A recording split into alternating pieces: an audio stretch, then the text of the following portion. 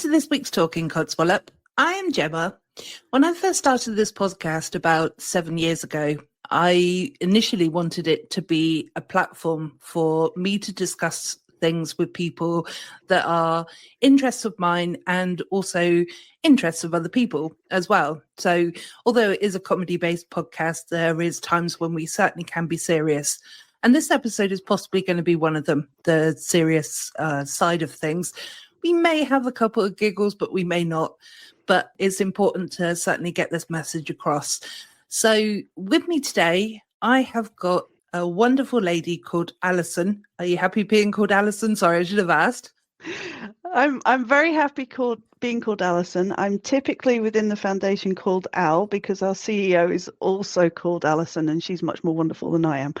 So, Okay. But I am happy with Al or happy with Alison. That's fine. Okay, no problem. So so I'll call her Al in that case.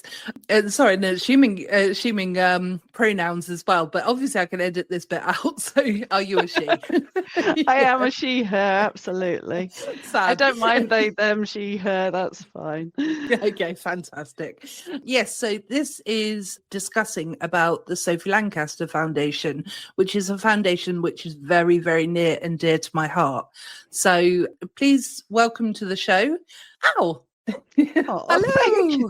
Thank you, Gemma. That's really kind of you. And I would say it's good to meet everybody. It certainly is always lovely to meet people out and about. Good to meet you, Gemma. Yes, it's nice to meet you too, because we've obviously been back and forth with a few emails and couple of rescheduling due to my health and things like that as well. So I really appreciate you doing that for me. So not a problem. Yeah. So let's sort of kick off a little bit where there are going to be people that possibly don't know what the Sophie Lancaster Foundation and in fact even what happened to Sophie. So in brief, it was obviously we'll go into a lot more. In 2007, tragically, Sophie and her boyfriend were attacked for being alternative, weren't they? That's right. So, 11th of August 2007, Sophie and her boyfriend Rob were just happily walking on a nice summer's day in the local park, and they were attacked by a group of 5 youths. 5 boys who attacked them for nothing more than the way that they looked and for being from the alternative community. And that's the only reason that we understand was behind it. The boys originally started by attacking Rob, Sophie's boyfriend. And in defending Rob, the boys set on Sophie, and tragically, she sustained incredibly serious injuries. On the 24th of August, 13 days later, after the attack, she tragically died from those injuries. She was just shy of being 21. Yeah. She was absolutely tiny. She was barely 5 foot something. The whole thing was just horrific. Behind the foundation, the reason why the foundation started, which I know again we'll get into, but Sylvia, Sophie's mum, always wanted to sort of spread awareness to people so that this didn't happen again, basically, wasn't it?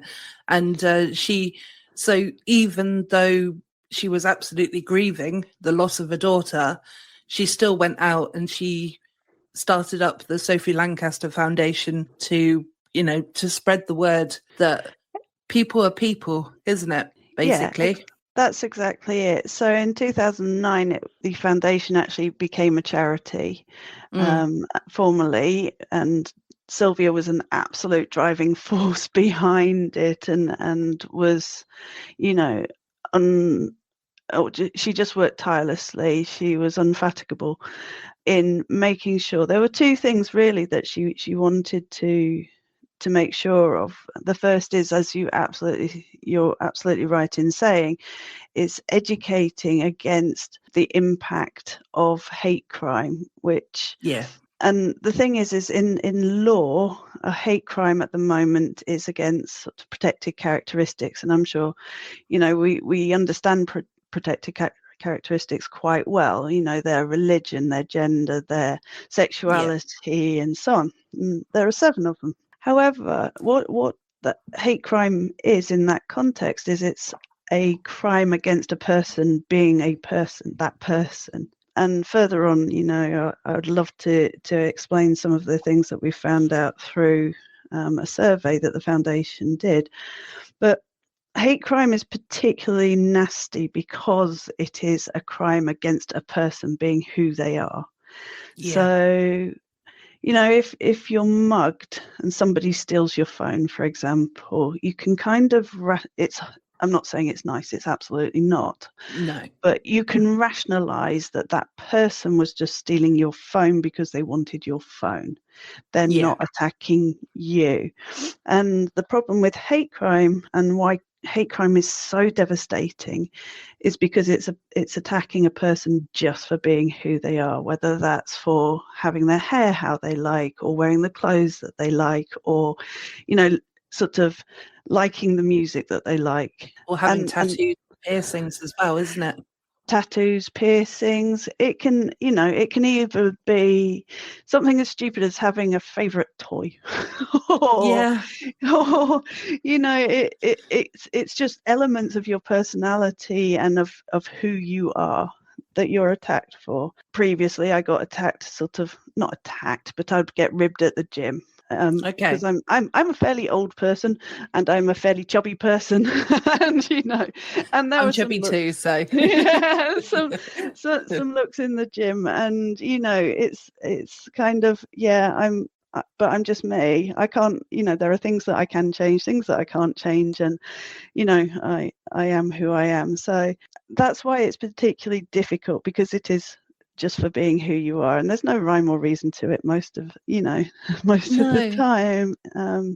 Yeah, exactly, because it's a bit like sort of, on that note, my mum obviously, well, not obviously, but I've been a fan of heavy metal since I was about 14, so that, and I'm 42 tomorrow, in fact, and so it's a long time that I've loved heavy metal and rock music, so my family are very adjusted to it.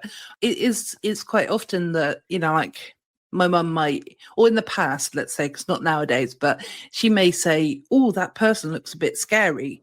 Mm-hmm. But it's often that person who's making them look scary to keep people away is actually the softest and kindest person that you'll ever meet, isn't it? It's absolutely the hedgehog principle, isn't it? Yeah. It's like, look at all those spikes, but underneath it's the squishiest belly you'll ever see.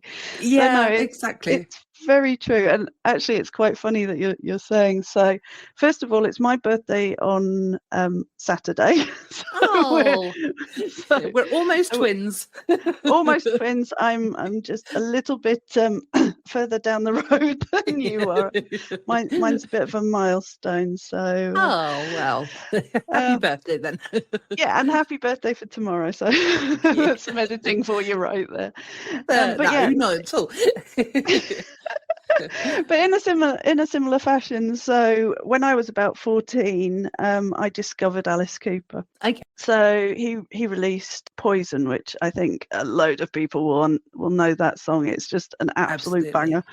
Yeah. And I just went, oh my goodness, this is amazing. Now, I was I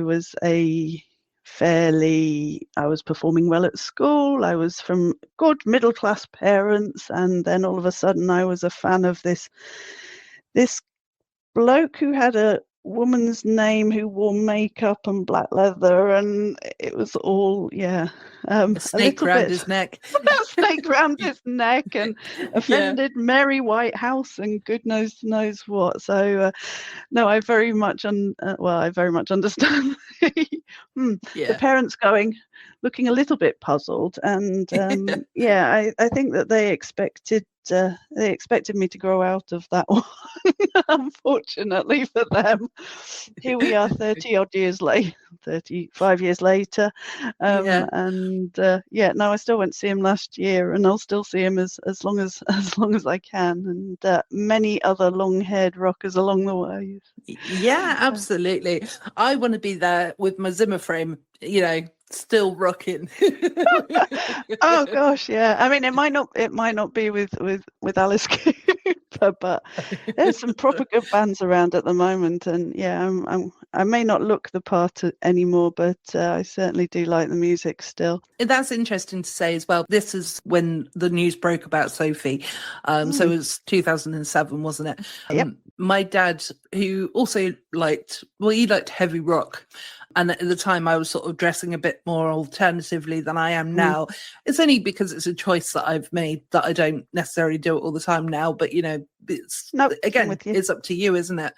But he did sit me down and actually say to me, please stop dressing like that. Because he was so scared that it was going to be, it could have been me that was next, sort of thing.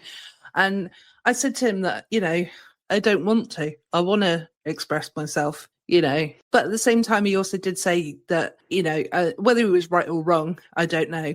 But it's kind of, you can still love what you love. You don't have to represent it, so to speak. Yeah. But at the same time, I think there's no shame in representing what you love as well.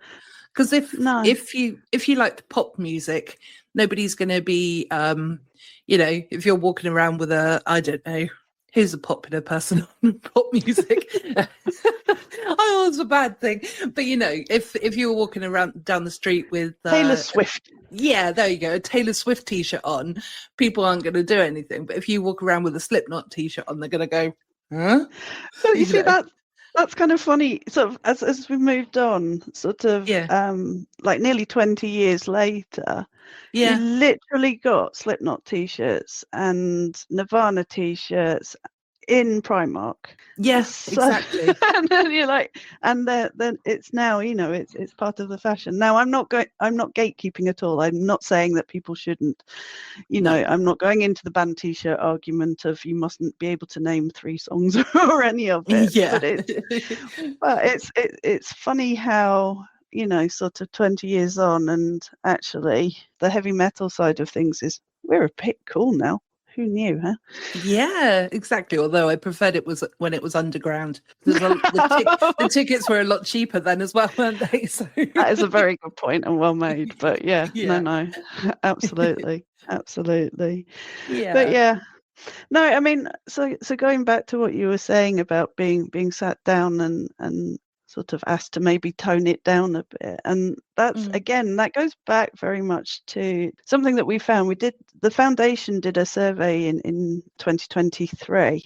And one of the findings was about the number of people who had suffered from some sort of verbal attack or even physical attack, and how many had kind of felt that they had to tone themselves down just to avoid conflict. The attention, conflict, or even sometimes, and this was the one that really hurt me, is actually the victim blaming of, well, if you look like that, what do you expect? And oh my goodness, I hate that as well. Yeah.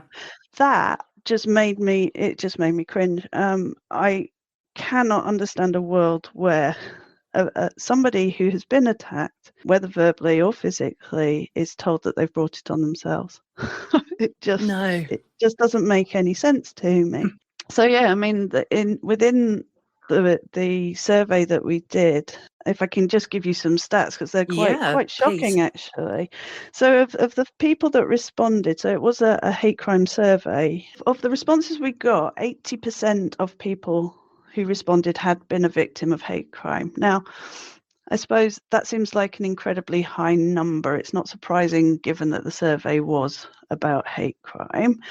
Yeah. But 56% of respondents had been physically attacked. And this is just for being who they are, looking as they are.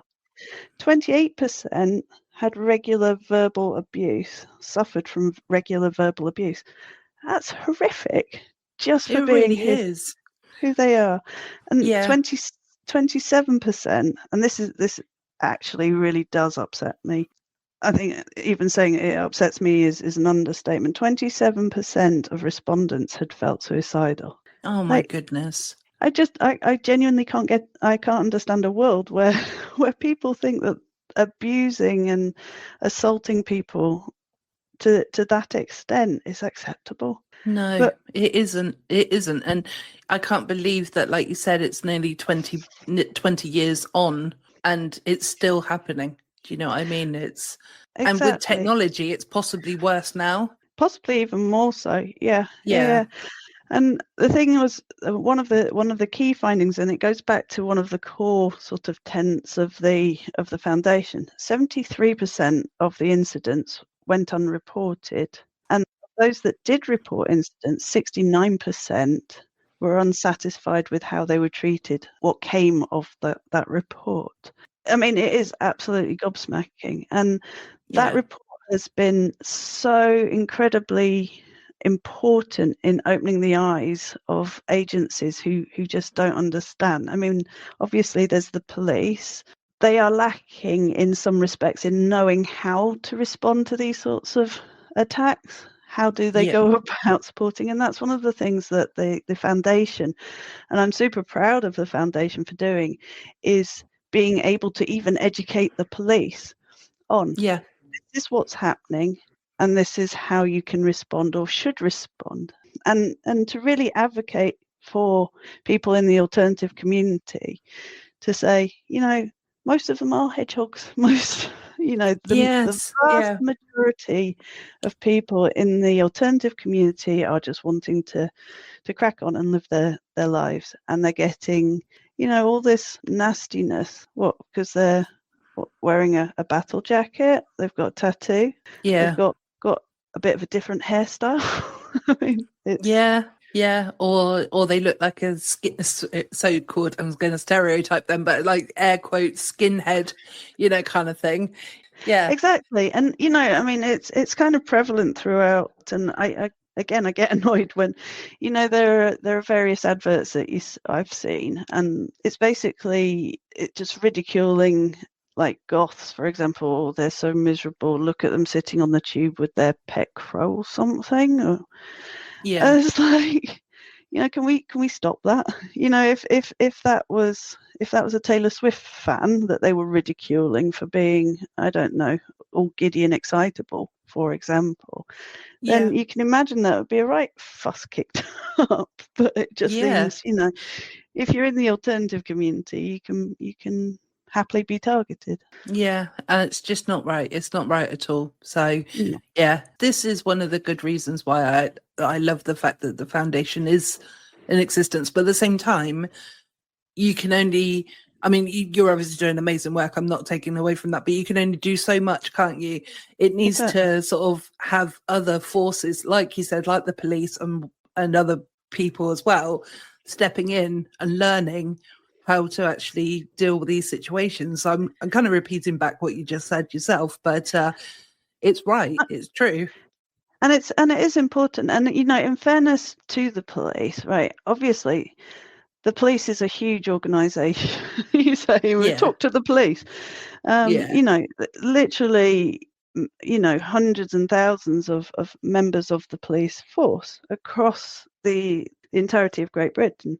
Now, they don't have enough resources to look into everything, and No. they have to prioritize where they put effort and where they put energy. Mm. And again, one of the great things about the survey that we did back in 2023 was that it actually put in front of them a reason for them to put energy and to put effort into looking at hate crime from the alternative community perspective. Now, the foundation is small. Yeah. It hasn't, it can't get to each individual kind of area police force, but it has got in at central level, and it has got the police interested in, well, okay, so you're showing us now how big an impact this is having. You're Mm. helping us to understand how we should respond and how we can support. And a lot of time, it's not that people are wanting for the police to go off and chase after whoever it was that said something or did something. It's that they want them to listen and to take it seriously and to Yes. say, we've got you. We recognize it's a problem. We're sorry that this happened to you. We have made a note of it and we do consider it serious. So that, if things do escalate, then that person knows that they've got somewhere that they can go to and they can report it and they can feel safer for having done that, as opposed to going to a police force or going to the police and getting a, well, what did you expect response. The difference can be absolutely night and day in just helping whoever's suffered react better, to feel supported, and to kind of, I'm not going to say get over it, but to heal that bit easier. Yes. Yeah, and have a few tools on how to maybe deal with the situation, kind of thing as well, isn't it, really? Exactly. Yeah, exactly. But there's also another good thing that the foundation does as well, which is you visit schools as well, don't you? And Yes. you've got a good program there, which is something I know that Sylvia wanted to do as an introduction to like school years. But how young do you sort of start that sort of program? Okay, so And also, what I should also say, what's involved with it as well. Sorry. Okay, so I mean we've got a number of different resources that we can use, starting from primary school, all the way up through to university, and even into the workplace. You're absolutely right that Sylvia was so keen on education as part of prevention, rather than necessarily kind of, well, preventing rather than sort of trying to fix afterwards. Yes. So Yeah. the key, I would say that most of our engagements are with secondary school, at secondary school level, and we have some wonderful educators who can go into schools and they do a session on, it's about prejudice. So there's a number of pictures that the students get shown, and who would you like and who wouldn't you like to hang out with, who would you talk to, and Yeah. do some work in examining why. Why do you think that? And then each of the, I don't want to give too much away, but each of the individuals have a backstory. Okay. And actually, when the students realise, because one of them is Sophie herself, and some of the comments that are made about Sophie are really quite unpleasant. And then when the students hear about who these people are in real life and their backstory, and realise that they have made those prejudice assumptions, and it can be quite impactful. And we routinely do get feedback from schools about the impact that is made through these workshops, the conversations that are had, and also even the fact that the school has shown that they are supportive of their pupils, those that might be struggling a bit. It's enabled students to come forwards and talk about their experiences and say, actually, this is what's happening to me. So, I mean, the education side is hugely important, and it's absolutely core to what the foundation stands for. So I guess, there are essentially three pillars to the foundation, I would say. Education is the central one. Advocacy, as we've talked about to an extent, that going out and representing the alternative community with the agencies like the police, like law, trying to find the word, but sort of legal agencies. Yeah. No, that's all right. Yeah. And then But also go providing, on, I'll sorry. just finish off with my last little pillar, but that is Oh, in no, you carry on. Sorry. Yeah. actually supporting the community. So helping them to understand what is a hate crime, what they should do if they have suffered from a hate crime, how to, or what they should expect by way of response. And again, that can be with police, that can be with schools. Increasingly the foundation gets letters, emails from worried parents saying about how their child is struggling at school from this, and the school's Yeah. not helping. And so being able to give some of those pointers on what to expect, and how to handle it, and how to be proactive and assertive, but not not do that thing that we're all a bit guilty of sometimes, and blaming the school and alienating the school and trying to get the support. That's it. It's the term as well, isn't it, that every day's a school day. So it's like it's perfect for this scenario in a way, because it's like everybody still needs to learn, whether you're in school level or whether you're, I don't know, 75. You still need to learn something every day, because it's because something different happens quite a lot of the time, doesn't it? So, but I was going to say. Yeah, exactly. Well, what I would add into that is, if you look at the world doesn't sit still. And, No. I hate saying it, but, as you look around more and more, hate and division is being sown as a tool. It's being used as a way to, okay, I don't want to get too political, but, you can see how division is a way of controlling people. And, getting somebody or influencing somebody to dislike or blame a different group for whatever they're feeling, if they're feeling uncomfortable, if they're feeling, as though the world isn't being fair because they've got it so much better, or they are, the world does keep going, and the world keeps changing, and it's so important to have not necessarily an eye on it all, but to have that understanding of, at points, the world might be kinder in one particular area, but it can just as quickly turn on a sixpence, and all of a sudden a particular group is the focus again. Now, I remember going back again, sort of to when I was younger, and we were saying about when we first got into the metal.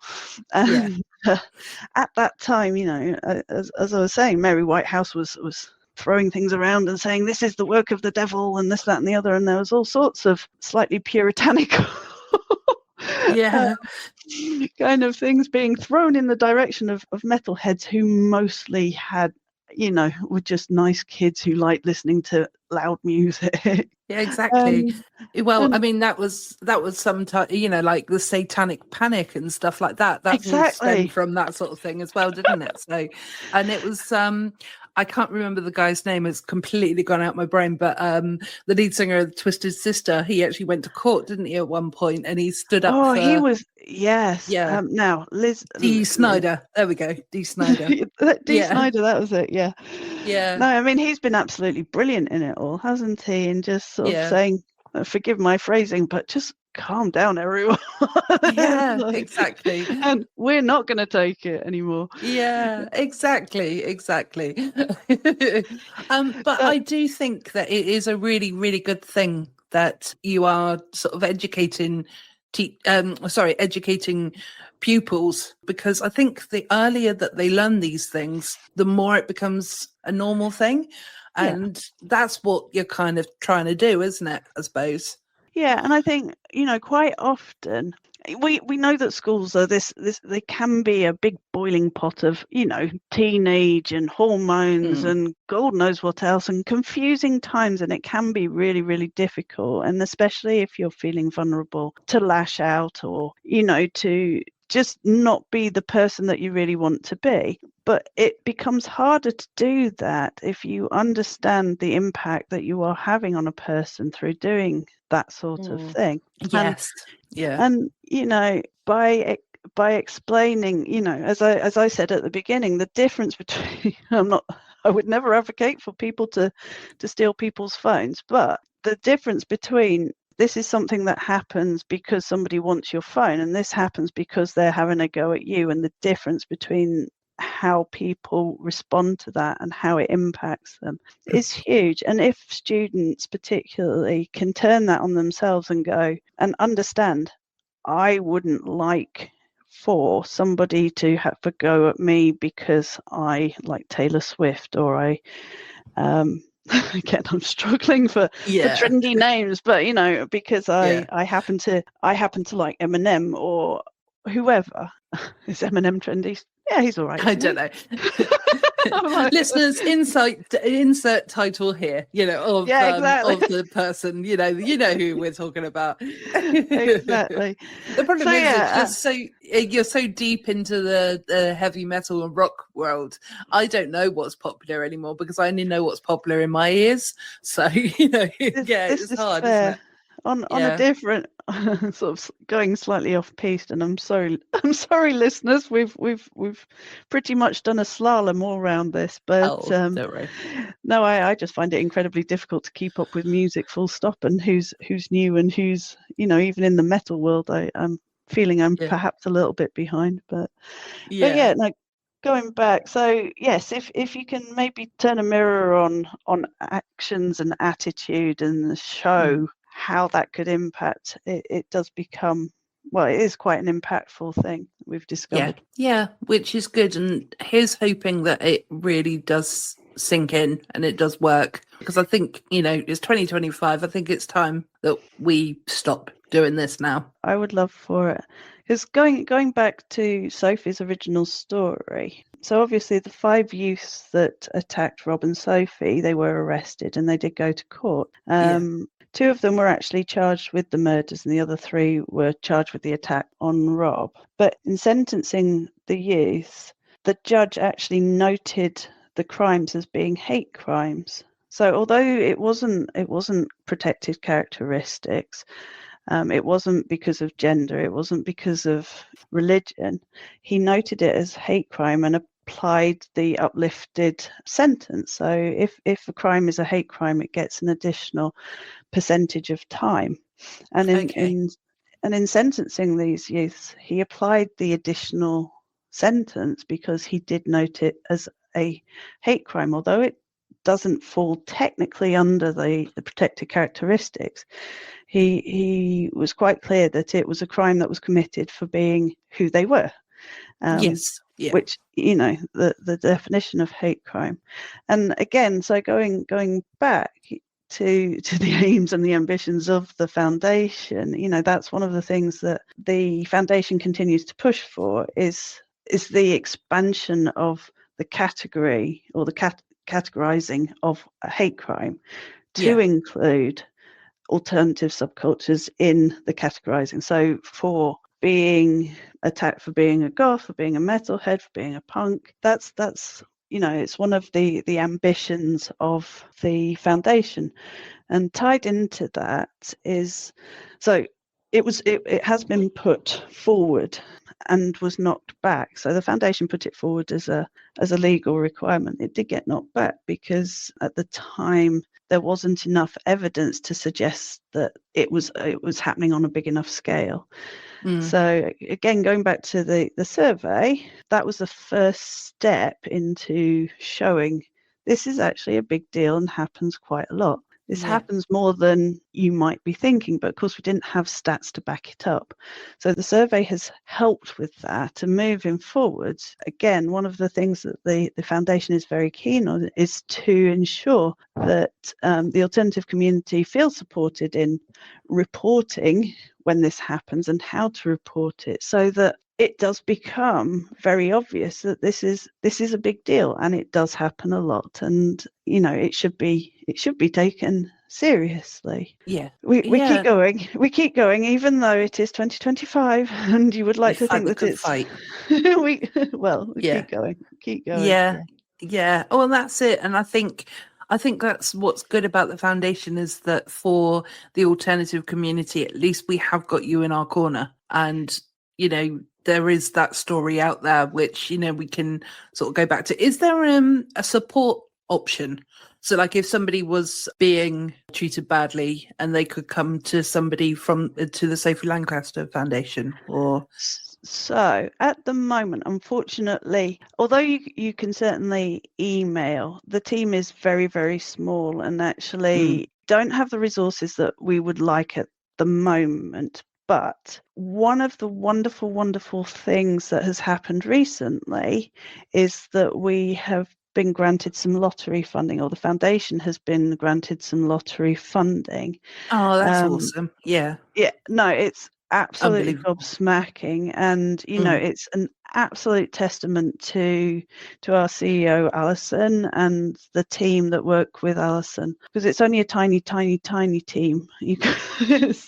Yeah. We're talking very few people, and a lot of effort has been put into this lottery funding. So I don't know if you follow Sophie Lancaster Foundation social media, and I would encourage all of our dear listeners, please do so. Definitely on Facebook, Instagram.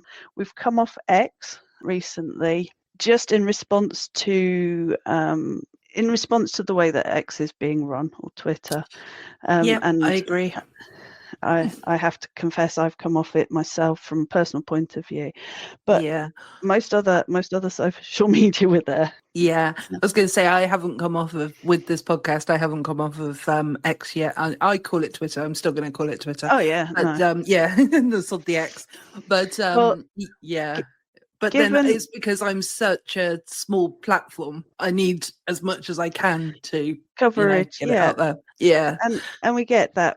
I think it's difficult to align our values together. Let's put it that way. And Absolutely. given what goes on Twitter, an anti-hate crime or an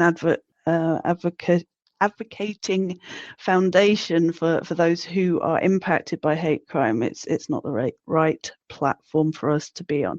But No. like I say, Facebook, Instagram, do follow the foundation. That would be very, very much appreciated. And what you will see is recently we had a post about what we're doing with this lottery funding. So it's an initiative that we're calling ACT, which is Alternative Communities Together. Oh, and that's good. Yeah. I love your acronym. Some clever people. That certainly wasn't me. But yeah, so Alternative Communities Together, and we have some very key pieces of work that align with those three pillars that I was talking about earlier. So some of the things that the team that we're working on is to help identify what is a hate crime and to put those resources out there to enable the alternative community to do that, and then give support and confidence to the community in reporting incidents and also knowing what to expect. So because part of the fear of reporting is, first of all, is about not having the seriousness of what's happened to you recognised, but also not necessarily knowing the process, the procedures, what's going to happen next. Am I going to be taken into a room and quizzed and have a spotlight? So understanding what a hate crime is, when you should report it, what you can expect when you report it. It's also, again, it's developing more materials to spread coverage on our website so that there's more sort of self-help resources available, and being able to go to the website as a source of information. So up until the lottery funding, a lot of effort is put into just enabling the foundation to survive. So and please, do understand that all of the activities that have happened today, the bands, the wristbands, the hoodies, the t-shirts, the weirdo Moshe freak patches, all of the merch, it's has been helping to keep the foundation going. It's still needed. We still need that support. The lottery funding isn't changing the need for that support, but what it's enabling us to do is to expand the reach of what the foundation can actually do. So we're super excited, and like I say, ACT is a huge project that's going to hopefully help us to have a broader reach. So I'm really, really excited by that. Yeah, I can see why. I can absolutely see why. Because, the other thing is as well that it's, to take into account that obviously we're both British people. Can't say the word British people. And, so, if I had like an American listening to this or an Australian, for example, they might think, oh, this is just a thing that happens just in the UK, but it's not, is it, for your foundation? You cover literally globally, don't you? Yeah. So, I mean, obviously, our focus is in the UK, but Yeah. there is, we are contacted from across the globe, and there are, again, agencies who have seen the work that the foundation's done, have seen the change, or heard of the impact that the work that the foundation does, and they've reached out and have looked to understand better, as a kind of SME in the in the Yeah. in the alternative world, on how they can do better. So certainly, I know that we've had, you're right, in Australia, we've had contact made from Australia. We have had some contact from America, albeit a few years ago. So yeah, no, it does reach out globally, although, like I say, our focus is on, to start with, we look to change our little world in the UK, and then potentially, wouldn't it be wonderful if we could be shown as the way forward for across the world? I think absolutely. I think that's wonderful. And yeah, I suppose my question did put a bit of pressure on there, but sorry about that. But yeah, so, but I think it's also just to make the point that it isn't just happening in the UK, it's happening globally as well, isn't it? So, the sooner we can kind of get things rolling, like doing the schools and speaking to the schools and the children and the whatnot, the sooner it will hopefully the more we can do it. fade.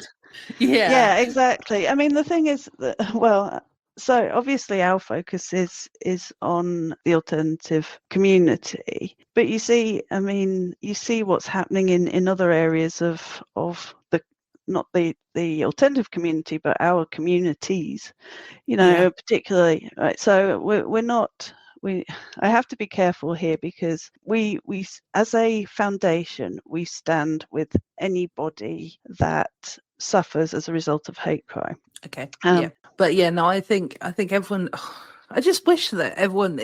This is me now living in my, because I put myself into a little bubble where there's unicorns and rainbows and things like that. Sometimes it's the best way to go. Genuinely, yeah. Yeah, and I just wish everyone else lived in this bubble, that that they were all happy and jolly and whatnot. And don't get me wrong, I'm not happy all the time, but I was also going to say as well about the fact that you guys regularly go to the festivals, and you've also got a stage at Bloodstock as well, haven't you? The Sophie Lancaster stage. So, so I mean, the festivals have been incredibly supportive, and obviously Bloodstock were the first and have continued since, now let me get this right, pretty much since 2009. There you go. Wow. 2009, Bloodstock renamed their second stage to the Sophie Lancaster stage, and are still supporting us to this day. And we just don't have words for what that means to the foundation. Every person that comes up to the stands at the festivals, obviously, it's not just Bloodstock, Download, Whitby Goth Week, and I'm going to forget all of them, but every single event that shows the foundation so much love, it just does mean the world. And again, it validates the importance of the foundation each and every time. Also makes awareness as well, because although you've got obviously a lot of people in the alternative scene, that sort of music and whatnot, there at those festivals, doesn't necessarily mean that they do know about the Sophie Lancaster Foundation. So being there and having that stage and having your stall there and things, it does sort of wake them up to that foundation as well. Because you think about it, and I know I've said this quite a few times in the course of our conversation, but this is 18 years ago. Yeah, exactly. It was 18 years ago that the horrible things that happened to Sophie happened. So for the likes of me and you, obviously we were aware of the story at the time, and we have been aware of the story ever since. Yeah. But for a lot of the alternative community, the younger ones who, might have only been just been born at that time, might not have even been a twinkle. Bringing the story or continuing to tell the story and continuing to be present and show support and, the care that the foundation does is important, because as we keep coming back to, we haven't managed to eradicate the nastiness, and we do want the community to feel supported and to feel loved and know that they are represented, because they very much are. They very much are, and they will very much continue to be as long as we have the foundation. Yeah, exactly.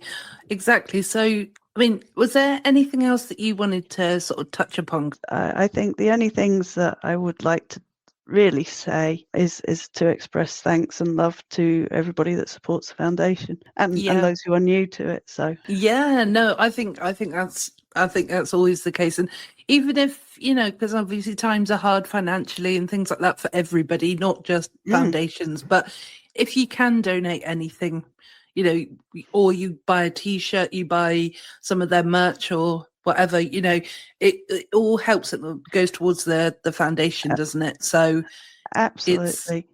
So I mean, obviously any event that you can run that's a fundraiser for the foundation, any merch that you could buy from the foundation. Obviously, if you're at one of the events, there are plenty of ways of donating and so on. But there are other things. If you haven't got money, and if you haven't got, resources in that way, there are always things that can be done. And again, sharing posts on social media is huge, because it gets the story out there and it keeps the foundation in the algorithms. I hate saying that, but it does keep the foundation visible, and visibility helps us to influence. So sharing social media posts, commenting and interacting with social media is we know how important it is. We always know how important social media is these days.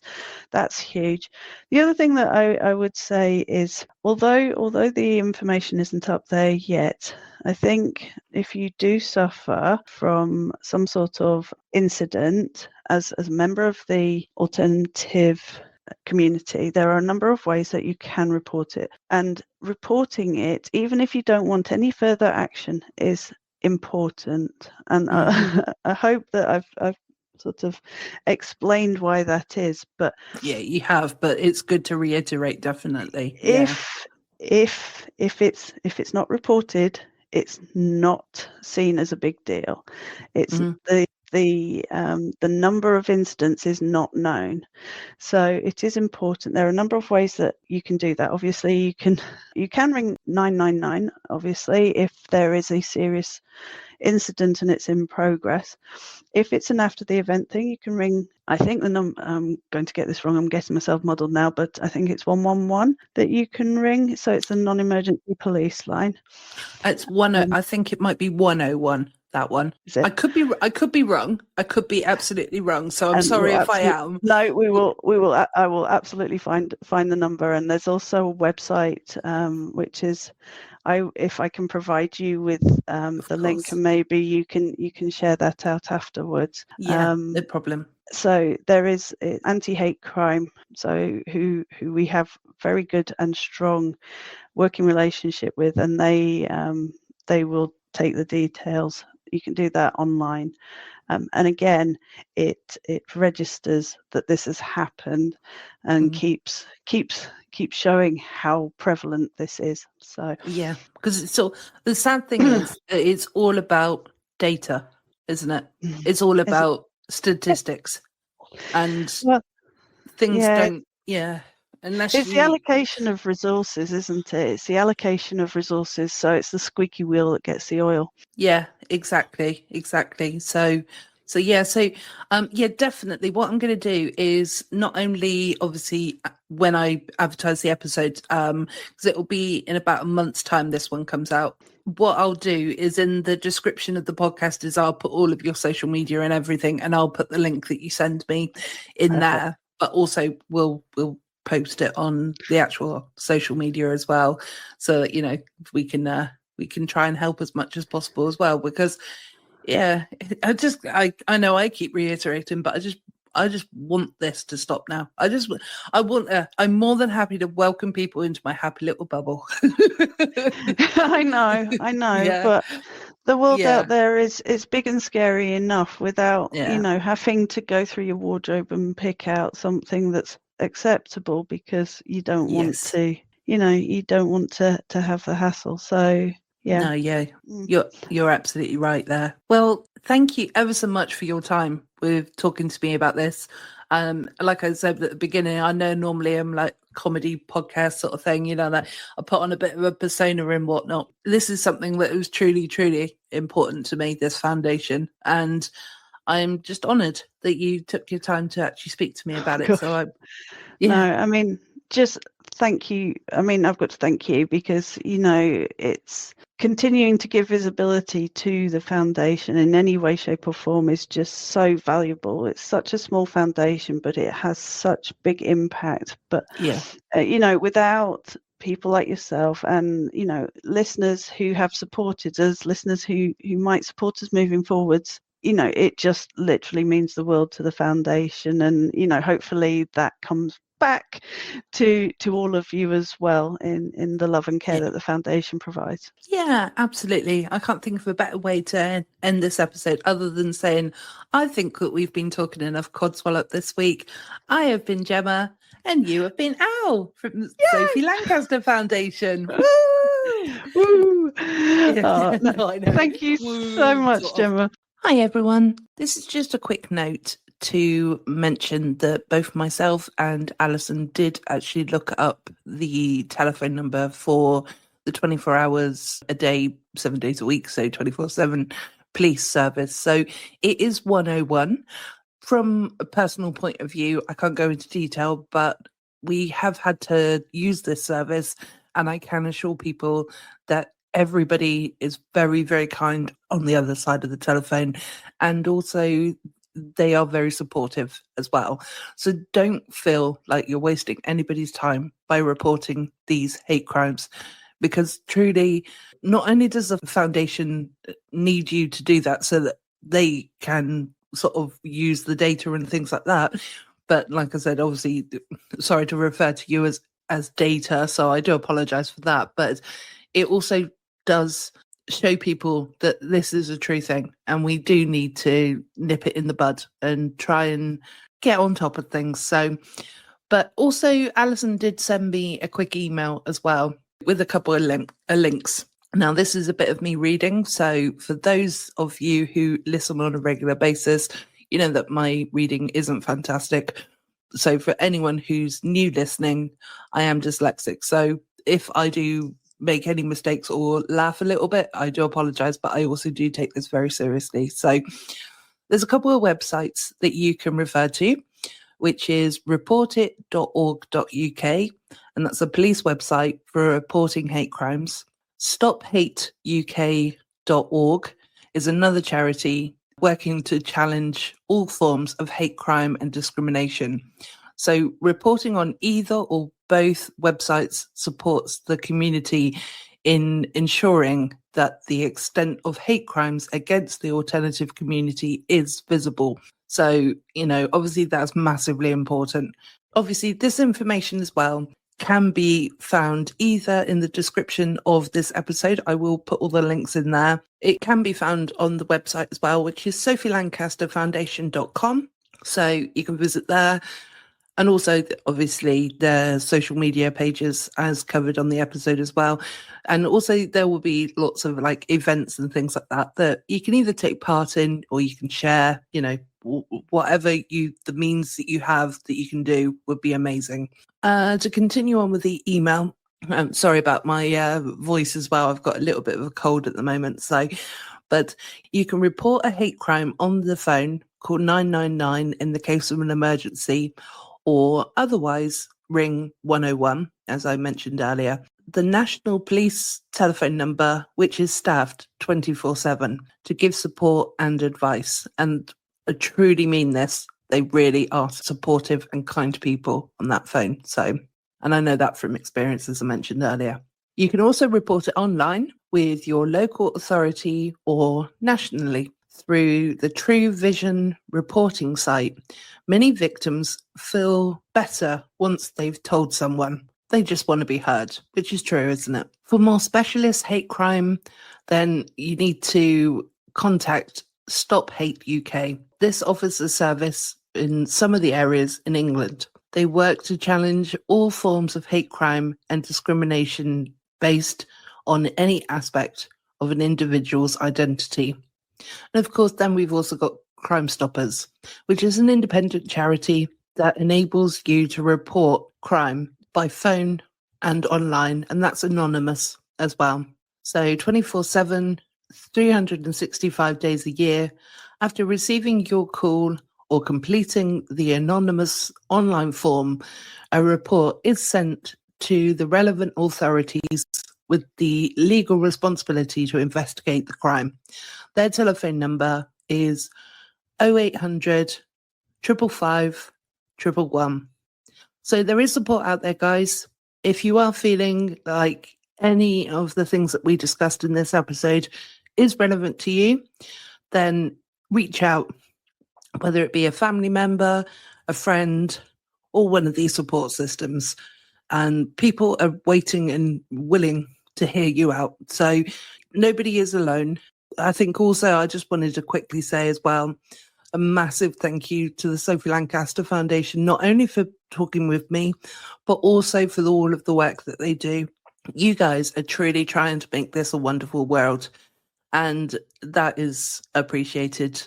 But also the fact that you're doing it in the memory of Sophie and, of course, now Sylvia, who sadly has passed as well, that you're keeping this message going for them as well. And they will be so proud of you guys. So thank you ever so much. And guys, thank you ever so much for listening to this week's episode. Thank you. Goodbye. This podcast is a production of Unfiltered Studios. If you would like to know more about joining Unfiltered Studios, please visit our website at unfpod.com for more information.